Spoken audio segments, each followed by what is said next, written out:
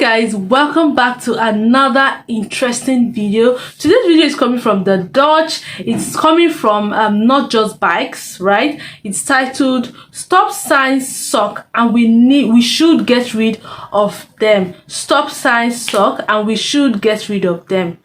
Okay, interesting. Before we dive into the video, my name is Oge. Welcome to the channel. If it's your first time here, hi, do well to like, share, subscribe, turn on the post notification bell. Let's check this out together.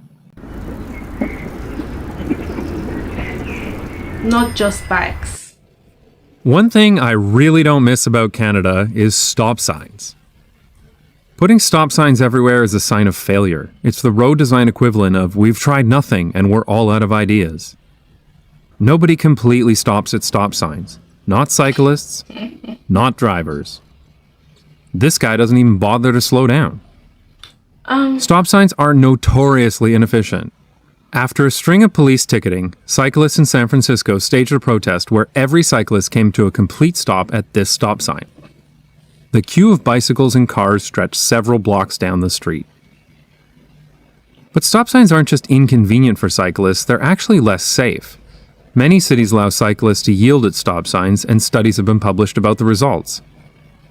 This study found 14% fewer crashes. And this one found that when crashes do happen, they result in less serious injuries. So why does this happen?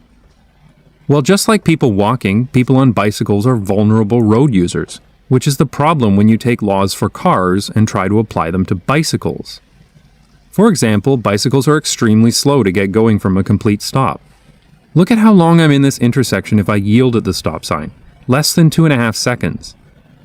Now look at the same crossing if I come to a complete stop.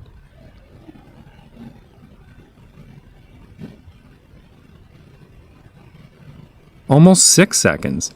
That's over twice as much time in the intersection, and that's just the time to cross this little Dutch junction, not some American monstrosity. During that crossing, I'm moving so slowly that I'm a sitting duck for any driver who's not paying attention. Cars have blind spots, like this A-pillar right here. This is the reason why stop signs exist, because cars are dangerous, and a driver's view can be obstructed. Can you spot the cyclist? She's right here. Behind the elephant. Bicycles don't have blind spots, which is why there's no difference in safety to other people if a cyclist doesn't come to a complete stop. So why do so many cities keep doing something that is inconvenient, inefficient, and less safe? Well, there's a good reason.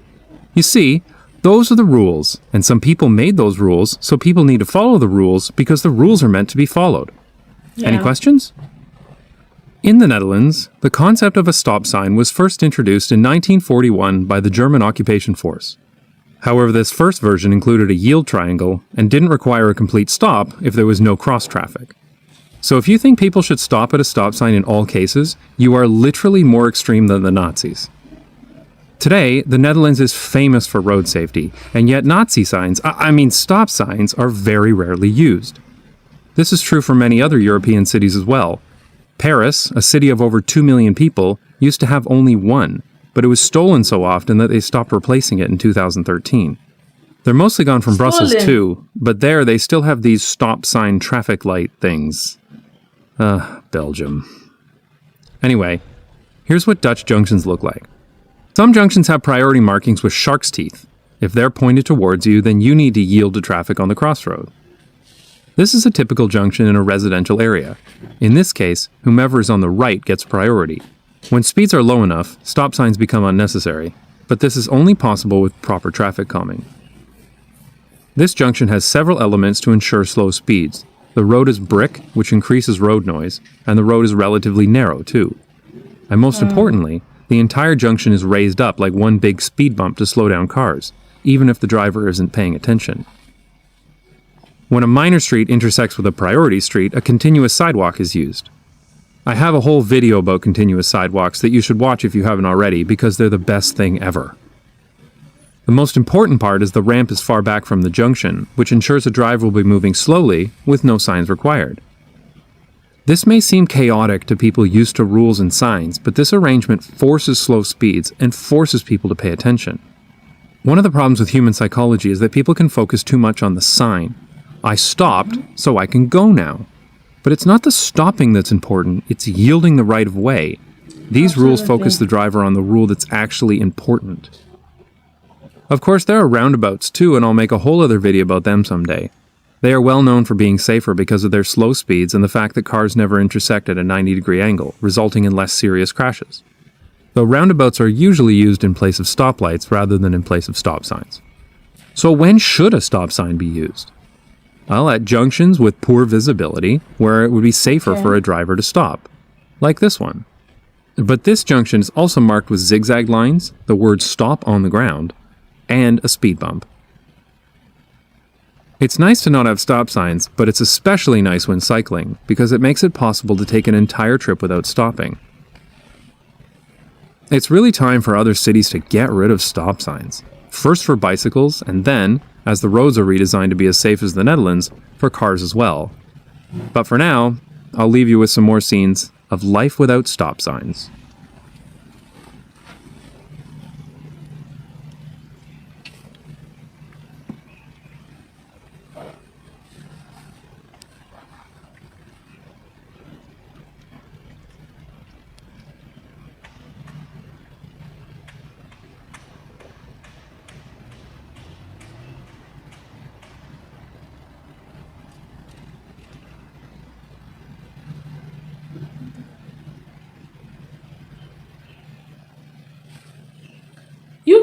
Do you guys think the Netherlands have like the best street designs? Because according to this video, it says that the Netherlands do not use the stop sign, yet they have like one of the best street designs. Compared to when you go to some European countries or Canada, they have stop signs. Do you guys also think that, I mean, if you're a driver, you drive, do you guys think the stop signs are useless? Like they are no use for them? I personally think that if it was introduced, right, if there was something like stop sign, that means it actually has a use. It's just that road users do not pay attention to it. Like when they see stop, they don't stop.